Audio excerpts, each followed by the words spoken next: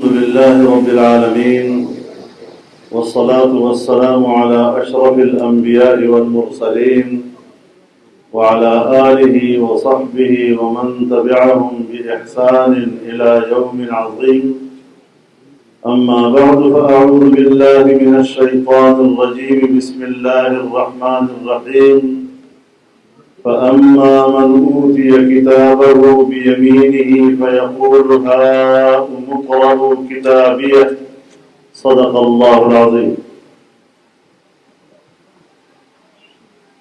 حضرات اکابر علماء کرام، میرے بزرگوں، دوستوں اور بھائیوں، آپ حضرات کو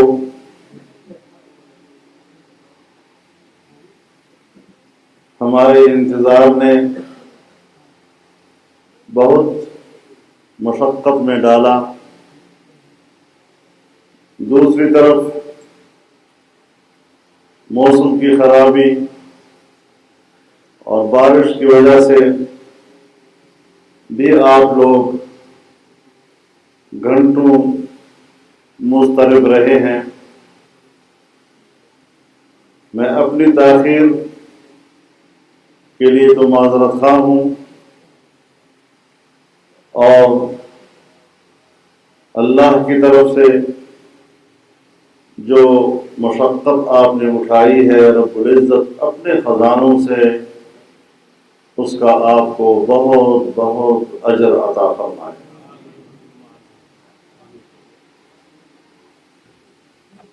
میرے محترم دوستوں، پوری قوم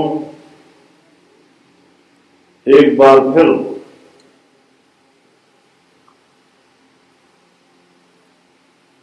عام انتخابات کی طرف جا رہی ہے، اور قوم نے ایک بار پھر یہ فیصلہ کرنا ہے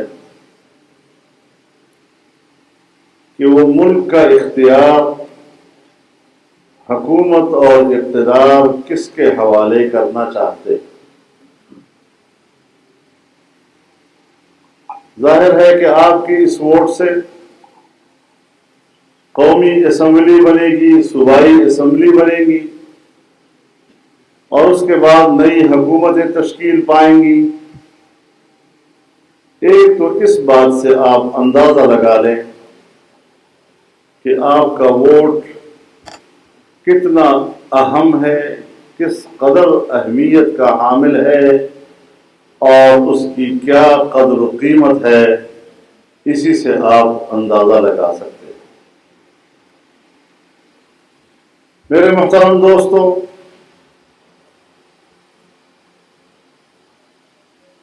آپ حضرات کے لیے جمعیت علماء اسلام نیا نام نہیں۔ حضرت مفتی صاحب رحمہ اللہ کے زمانے سے آپ جمعیت علماء اسلام کے ساتھ ہی رہے ہیں۔ آپ کے تعاون اور آپ کی رفاقت نے ہمیشہ ہمیں فتوحات سے ہمکنار کیا ہے، اس کے ہم معترف بھی ہیں، آپ کے شکر گزار بھی ہیں، لیکن جدوجہد کا سلسلہ ٹوٹتا نہیں ہے۔ حق کے لیے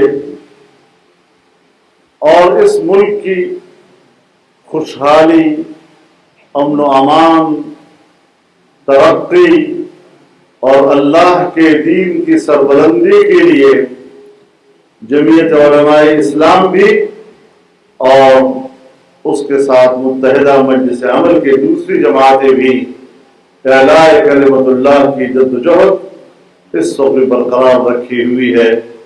جب میدان وہی ہے، جب نصب العین وہی ہے، جب نظریہ وہی ہے، جب مقصد وہی ہے، تو ہم اور آپ بھی وہی ہیں اور جو پہلے کرتے رہے ہیں آئندہ بھی یہی کرتے رہیں گے، اور انشاءاللہ اپنا ووٹ ایک بار پھر کتاب کو دیں گے۔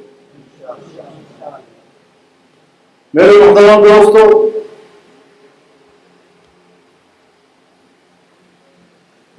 حق اور باطل کی لڑائیاں ہر زمانے میں رہی ہیں۔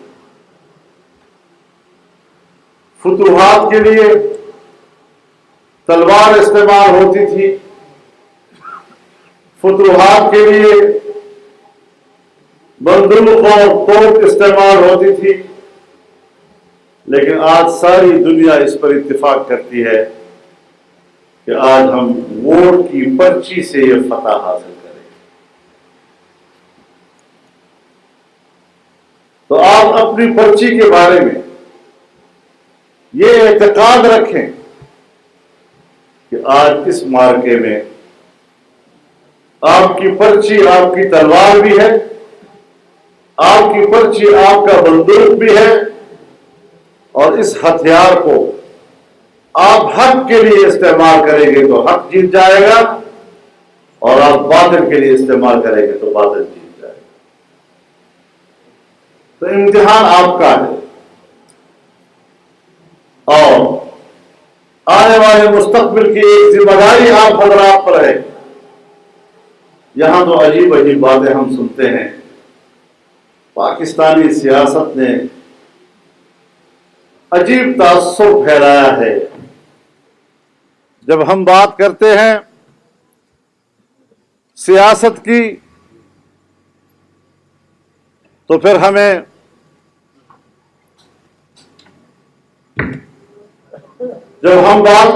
سیاست کی تو تبصرے یوں ہوتے ہیں کہ یہ سب ایک جیسی چیزیں، یہ سب سیاست ایک جیسی ہے۔ جمعیت علماء اسلام ہے، مجلس عمل ہے، پیپلز پارٹی ہے، پی ٹی آئی ہے، مسلم لیگ ہے، یہ سب ایک جیسے لوگ ہیں، سب سیاست کرتے ہیں، سب ووٹ مانگتے ہیں، سب اسمبلیوں میں جاتے ہیں، سب جلسے کرتے ہیں، سب پروگرامیں ایک جیسی ہوتی ہیں، تو ان میں کیا فرق ہے؟ سب اقتدار کی طرف جانے کی کوشش کرتے ہیں۔ میں آپ سے ایک بات پوچھنا چاہتا ہوں، بلکہ آپ کی توجہ اس جانب مبذول کرانا چاہتا ہوں کہ اگر آپ حضور صلی اللہ علیہ وسلم کے دور کو اپنے نظر میں رکھ لیں، خلافت راشدہ کے دور کو اپنی نظر میں رکھ لیں، اور اس زمانے میں ایک طرف لشکر اسلام، دوسری طرف کفر کی طاقتیں برابر میدان میں نکل رہی ہیں، ایک بھی میدان کی طرف جا رہے ہیں، دوسرا بھی میدان کی طرف جا رہا ہے، ایک کے ہاتھ میں بھی تلوار ہے تو دوسرے کے ہاتھ میں بھی تلوار ہے، ایک کے ہاتھ میں بھی نیزہ ہے تو دوسرے کے ہاتھ میں بھی نیزہ ہے، ایک کے پاس بھی گھڑ سوار ہے تو دوسرے کے پاس بھی گھڑ سوار ہیں، ایک بھی جنگ کی صف بندی کر رہا ہے اور دوسرا بھی صف بندی کر رہا ہے۔ یہ سارا نقشہ دونوں طرف تو ایک جیسا نظر آتا ہے۔ کیا اس وقت آپ یہ کہہ سکتے ہیں کہ یہ دونوں تو ایک برابر لوگ ہیں؟ ظاہر ہے آپ کا یہی فیصلہ ہوگا کہ مسئلہ تلواروں کا نہیں، مسئلہ صف بندی کا نہیں، مسئلہ جنگ کی تدبیر کا نہیں، بلکہ اس تلوار کے پیچھے نظریہ کیا ہے، اس تلوار کے پیچھے عقیدہ کیا ہے، اصل جنگ کس کی ہے؟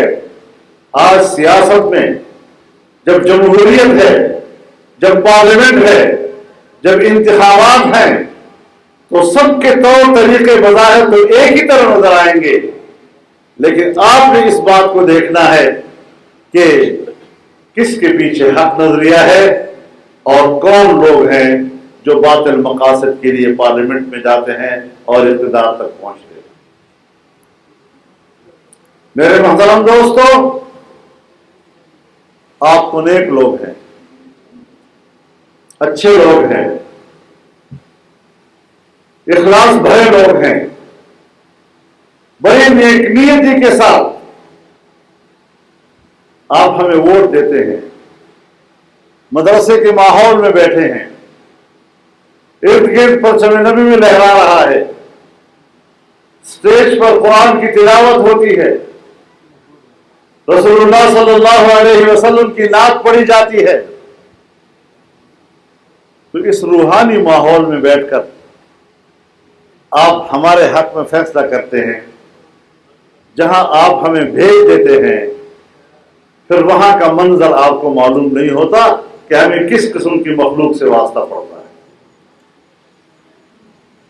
ہمیں اس پارلیمنٹ میں ان لوگوں سے واسطہ پڑا ہے جنہوں نے ہمارے سامنے کہا کہ اگر پاکستان کا نام اسلامی جمہوریہ پاکستان ہے تو اسلامی نہیں ہونا چاہیے، اسلامی کا لفظ کاٹ دو۔ پھر یہ باتیں ہم سنتے ہیں وہاں پر کہ اگر آئین کہتا ہے کہ حاکمیت اللہ رب العالمین کی ہوگی تو وہ کہتے ہیں اس پورے قانون کو ختم کر دو۔ پھر وہاں ہم ان کے زبان سے سنتے ہیں کہ اگر آئین کہتا ہے کہ اسلام پاکستان کا مملکتی مذہب ہوگا تو وہ کہتے ہیں مذہب کو ریاست سے باہر کر دو، سیاست سے مذہب کا کیا تعلق ہے؟ جب ہم انہیں کہتے ہیں کہ آئین قرآن و سنت کی بات کرتا ہے اور قرآن و سنت کے مطابق قانون سازی کی بات کرتا ہے تو وہ کہتے ہیں کہ نہیں، ہمیں قرآن و سنت کی بنیاد پر قانون سازی نہیں چاہیے۔ جب ہم ان سے کہتے ہیں کہ پھر حلال اور حرام کا فرق کون کرے گا، کون ہمیں بتائے گا کہ یہ حلال ہے اور یہ حرام، تو وہ کہتے ہیں کہ یہ معاشرے کا اختیار ہے کہ وہ چاہے تو اس کو حلال قرار دے، وہ چاہے تو اس کو حرام قرار دے۔ ہم نے کہا کہ چلو معاشرے نے اس بات پر اتفاق کر لیا کہ مرد مرد سے نکاح کر سکتا ہے یا نہیں، اور وہ کہے کہ ہاں مرد کا مرد سے نکاح ہونا چاہیے، تو کیا پھر آپ اس کو حلال کہیں گے؟ تو ہم نے سنا ہے ان سے کہ ہمیں جواب دیا گیا کہ ہاں ہم اس کو حلال کہیں گے۔ اس مخلوق سے ہمارا واسطہ ہوتا ہے، اس نظریے سے ہماری وہاں جنگ ہوتی ہے، لیکن آپ کی دعائیں، آپ کا تعاون ساتھ ہوتا ہے، ایک شق بھی وہ تبدیل نہیں کرا سکے، اور اتنی بڑی اکثریت کا مقابلہ ہمارے چند ممبران نے تنہا مقابلہ ان کا کیا ہے، اور وہاں پر ہم نے کامیابی حاصل کی۔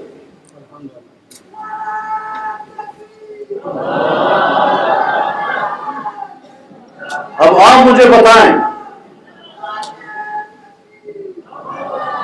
کہ اگر آپ نے ہمیں پارلیمنٹ میں بھیجا ہے، اس پارلیمنٹ میں اگر ہم نے دفاع کیا ہے، اسلام کے لفظ کو بچایا، اللہ کی حاکمیت کے اصول کو بچایا، اسلام کو مملکتی مذہب قرار دینے کی بات پر ہم نے فتح حاصل کی، تو اگر یہ نیک کام ہم نے کیا ہے تو میرے ووٹر کا بھی اس میں ثواب ہوگا نا۔ لیکن جن لوگوں نے اللہ کے اس دین کو ملک کی سیاست سے اور اللہ کے دین کی رہنمائی سے بے نیاز ہونے کی بات کی ہے، اگر اللہ اس پر ناراض ہے تو اس کا ووٹر بھی ناراض ہوگا، اسے بھی اللہ ناراض ہوگا۔ یہ وہ چیزیں ہیں جب ہم اس میدان پہ آتے ہیں۔ پچھلی حکومت میں ایک منصوبہ بندی کی گئی کہ توحید رسالت کا جو قانون ہے اس کا خاتمہ کر دیا جائے، اور مغربی دنیا سے وعدہ کر کے آئے تھے، پاپائے روم سے وعدہ کر کے آئے تھے کہ ہم اس قانون کو ختم کریں گے، لیکن تمام دنیا اکٹھی ہو گئی، مذہبی قوتوں کو ہم نے یکجا کیا، اور کراچی کے 10 لاکھ کے اجتماع میں ہم نے حکمرانوں کو بتایا کہ آپ اگر پوپ سے وعدہ کر کے آئے ہیں تو میں بھی کل مدینہ منورہ سے آیا ہوں، میں نے بھی آقا نامدار کے ساتھ عہد کیا ہے کہ اس قانون کو ختم نہیں ہونے دیں گے، اور پھر حکومت کو پسپا کرنے پر ہم نے مجبور کیا۔ اس موجودہ حکومت میں گزشتہ انہوں نے ختم نبوت کے مسئلے پہ حملہ کیا۔ مسئلہ تو کچھ اور تھا، بیچ میں خامخواہ یہ مسئلہ لے آئے۔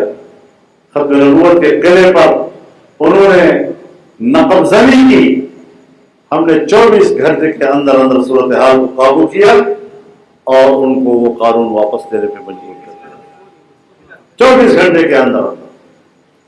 لیکن پھر سوال پیدا ہوا کہ وہ چور کون ہے، کس نے یہ چوری کی ہے؟ راجہ ظفر الحق کمیشن بیٹھا، اس نے تحقیق کی اور آج عدالت نے کہا کہ اس کو شائع کر دیا جائے۔ جب شائع کیا گیا تو اس میں تحریک انصاف کا شفقت محمود نکل آیا، جس نے بعد میں بیان دیا کہ میرے لیڈر کی منظوری سے میں نے ایسا کیا ہے۔ اب یہ لوگ آتے ہیں اور آپ سے ووٹ مانگتے ہیں، جن کا ایجنڈا واضح ہے۔ کیا کوئی مسلمان، گیا گزرا مسلمان بھی، میرا تو عقیدہ یہ ہے کہ گیا گزرا مسلمان بھی رسول اللہ کی ناموس پر سودا نہیں کر سکتا۔ آپ کسی کو بظاہر دیکھیں، یہ تو کچھ بھی نہیں ہے، کبھی نماز پڑھ لیتا ہے یا نہیں پڑھ لیتا، لیکن میرا اس کے بارے میں یقین ہوتا ہے کہ اگر رسول اللہ کی عزت و ناموس کا سوال آیا تو یہ جان بھی قربان کر دے گا۔ تو میں ان لوگوں سے مخاطب ہوں، اس قوم سے میں خطاب کر رہا ہوں، اپنے حلقے کے اس عوام سے میں خطاب کر رہا ہوں۔ اس پہلو کو مد نظر رکھیں۔ لیکن آج ہمارا مقابلہ کس چیز سے ہے؟ آج ہمارا مقابلہ پیسے کے ساتھ بھی، پیسے بانٹے جا رہے ہیں۔ تو میں نے کہا یہ بھی کر لو، پیسے کا انجام بھی ہم جانتے ہیں۔ یہ چیزیں آج کی نہیں ہیں،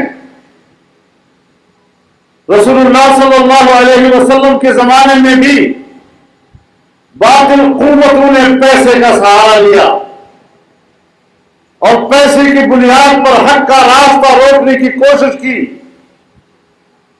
اسی لیے رب العزت نے فرمایا ان الذین کفروا ينفقون اموالهم ليصدوا عن سبيل الله فسينفقونها ثم تكون عليهم حسرة ثم يغلبون۔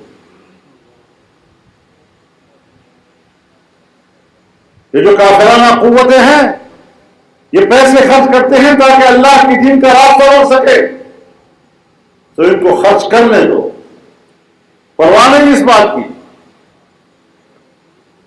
کفِ افسوس بھی یہ بنیں گے اور ہاریں گے بھی یہی لوگ۔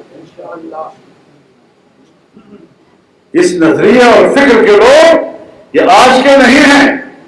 ہم تو بڑے اچھے مسلمان ہیں، کھلے ڈلے مسلمان ہیں، ہم تو بڑے وسیع الظرف مسلمان ہیں، کوئی شراب پیتا ہے تو بھی ہماری طرف سے کوئی اگر جوا کھیلتا ہے، کوئی فحاشی اور عریانی کرتا ہے، کوئی اگر سود کھاتا ہے تو ہماری طرف سے کوئی پابندی نہیں۔ یہ تو مذہبی لوگ ہیں تنگ نظر قسم کے، یہ سخت پابندی لگا رہے ہیں۔ تو میرے دوستو، جناب رسول اللہ صلی اللہ علیہ وسلم کے زمانے میں جب طائف کا وفد آیا اور مدینہ منورہ میں رسول اللہ صلی اللہ علیہ وسلم کو پیشکش کی کہ ہم آپ کا کلمہ پڑھنے کے لیے تیار ہیں، لیکن ہماری کچھ شرائط ہیں۔ بہت سی شرائط کی فہرست تھی، اس میں یہ بھی تھا کہ آپ نے شراب کو حرام قرار دیا ہے، ہمارے ماحول میں تو ہماری کوئی مجلس شراب کے بغیر مکمل نہیں، لہذا آپ شراب کو حرام کہیں لیکن ہمارے لیے حلال ہوگا۔ آپ نے زنا کو حرام قرار دیا ہے، لیکن ہمارا معاشرہ اور ہمارا نوجوان اس کا عادی ہو چکا ہے. ہمارے لیے اجازت ہوگی اور یہ ہمارے لیے حلال ہوگا. آپ نے سود کو حرام کرا دیا ہے، لیکن ہمارا تو علاقے میں بڑا پھیلا ہوا ایک تجارتی نظام ہے، کاروباری رابطہ ہے. اگر ہم سود حرام کریں گے اپنے اوپر تو بڑا تجارتی خسارہ ہو جائے گا. میرے محترم دوستو، رسول اللہ صلی اللہ علیہ وسلم نے یہ تمام شرائط مسترد کر اور مسترد کر کے غیر مشروط اسلام پر ان کو آمادہ کیا. وہی لوگ ہیں، وہی نظریے ہیں. آج کے زمانے میں بھی اسی قسم کی باتیں ہوتی ہیں. شراب عام ہونا چاہیے، کوئی پرواہ نہیں. سود کا نظام ہونا چاہیے، کوئی پرواہ نہیں.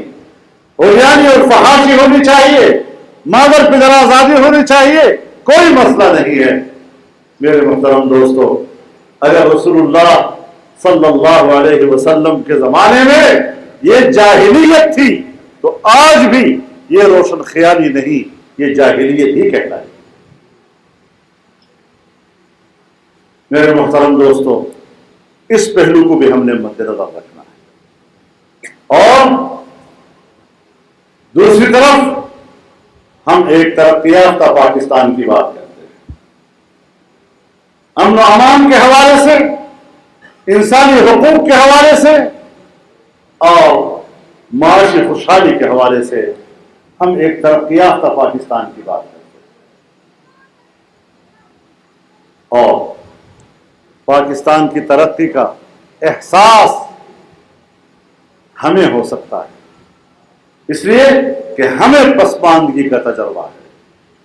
ہم ایک ایسی سرزمین سے تعلق رکھتے ہیں جہاں پسماندگی ہے، اور ہم نے سوچنا ہے کہ ہم نے اپنے اس خطے کو، اس وسیع کو، اپنے اس دامان کو کس طرح ہم نے ترقی دینی ہے اور کس طرح ہم نے خوشحالی دینی ہے. میرے محترم دوستو، میں تسلیم کرتا ہوں کہ ہمارے روزمرہ کے مسائل بھی ہوتے ہیں، تھانے کے مسائل بھی ہوتے ہیں، کچہری کے مسائل بھی ہوتے ہیں.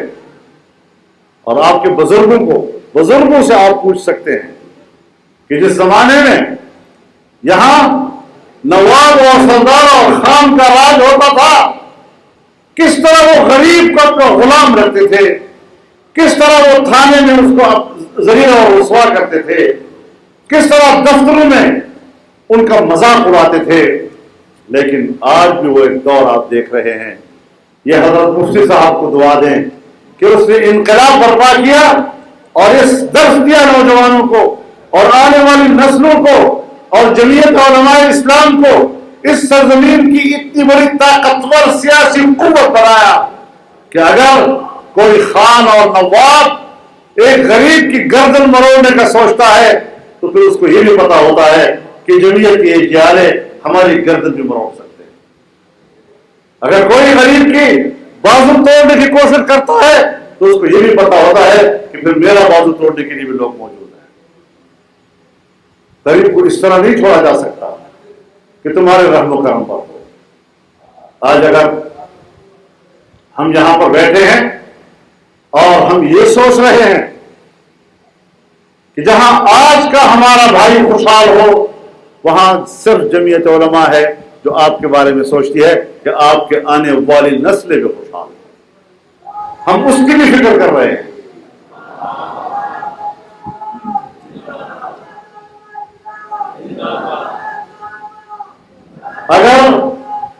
اگر چشمہ رائٹ بینک کے نام مفتی صاحب نے اس کا افتتاح کیا تو آج اس زمانے کے اولاد اور ان کی اولاد کی اولاد اس کا فائدہ اٹھا رہے ہیں.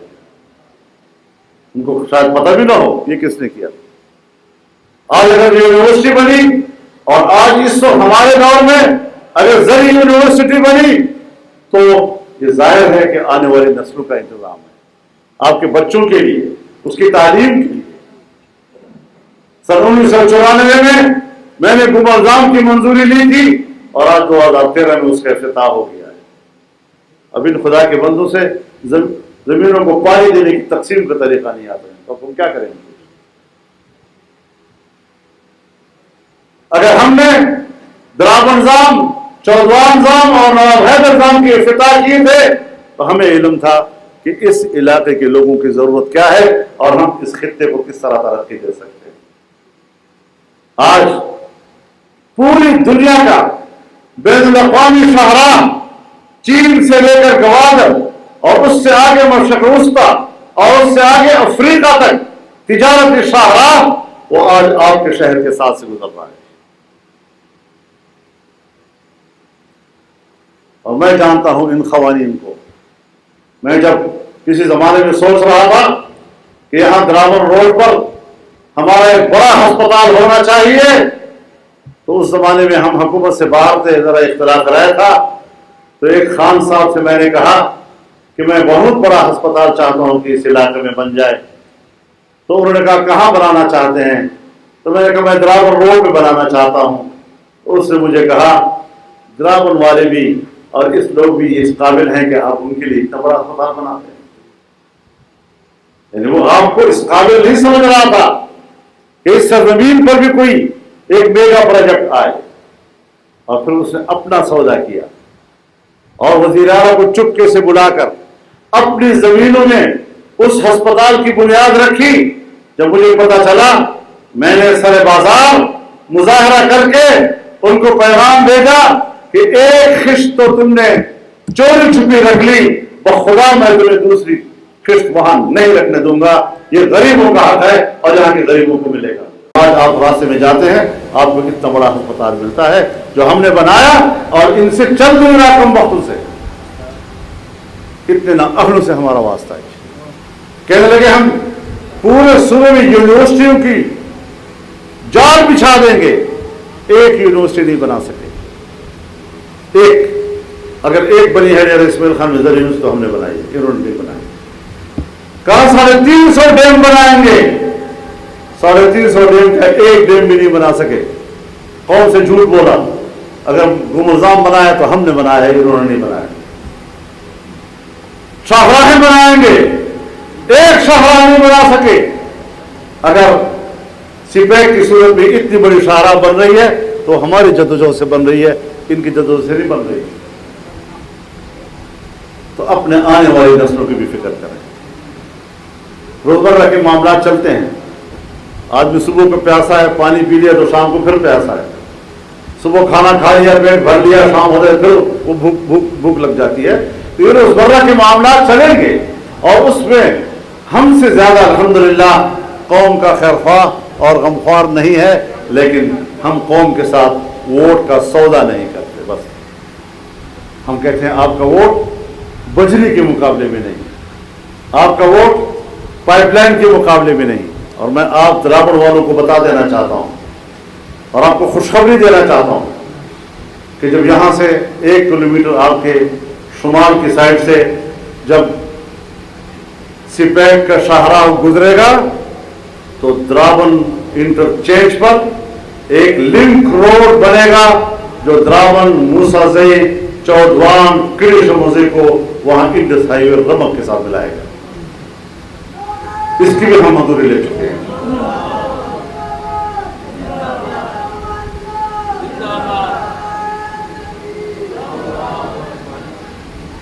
لیکن اس سفر میں آپ نے ہمت کے ساتھ ساتھ دینا ہے، کہ ایک دن میں نہیں ہوتے، زندگیاں لگ جاتی ہے اس میں، لیکن وہ پسماندگی میں آپ کو دعوے سے کہتا ہوں کہ ڈیرہ اسماعیل خان پسماندگی کی علامت تھا، لیکن الحمدللہ آج وہ لاڑکانہ جسے یہ لوگ پیرس کہا کرتے تھے، آج وہ لاڑکانہ کھنڈرات بنا ہوا ہے، اور وہاں کے ہسپتال بچڑخانے نظر آ رہے ہیں، اور ڈیرہ اسماعیل خان الحمدللہ ان کے مقابلے میں آج ہمیں آگے نظر آ رہا ہے۔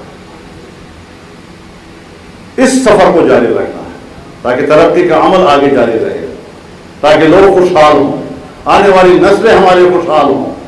اس سفر میں ہم اور آپ مل کر چلیں گے تو کام بنے گا۔ یہ اجتماعی معاملات ہے، ایک فضل الرحمان کا مسئلہ نہیں ہو سکتا، یہ یہاں کے عوام کا مسئلہ ہے، ہر ووٹر کا مسئلہ ہے، ہر بھائی اور بہن کا مسئلہ ہے۔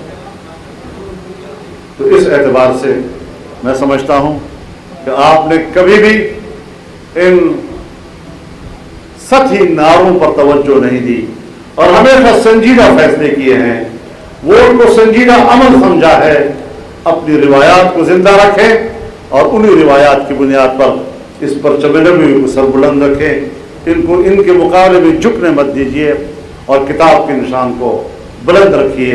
رب العزت ہمیں ہر محاذ پر قومی اسمبلی میں ہو یا صوبائی اسمبلی میں کامیابی عطا فرمائے۔